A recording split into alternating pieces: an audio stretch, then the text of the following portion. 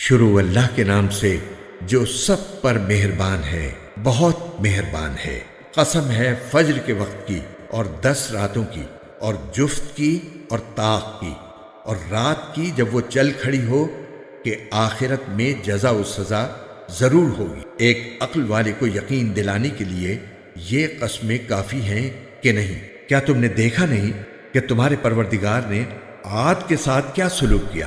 اس اونچے ستونوں والی قوم ارم کے ساتھ جس کے برابر دنیا کے ملکوں میں کوئی اور قوم پیدا نہیں کی گئی، اور سمود کی اس قوم کے ساتھ کیا کیا جس نے وادی میں پتھر کی چٹانوں کو تراش رکھا تھا، اور میخوں والے فرعون کے ساتھ کیا کیا۔ یہ وہ لوگ تھے جنہوں نے دنیا کے ملکوں میں سرکشی اختیار کر لی تھی اور ان میں بہت فساد مچایا تھا، چنانچہ تمہارے پروردگار نے ان پر عذاب کا کوڑا برسا دیا۔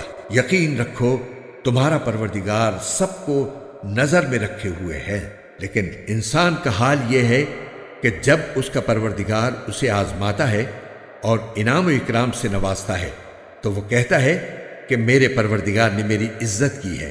دوسری طرف جب اسے آزماتا ہے اور اس کے رزق میں تنگی کر دیتا ہے تو کہتا ہے کہ میرے پروردگار نے میری توہین کی ہے۔ ہرگز ایسا نہیں چاہیے۔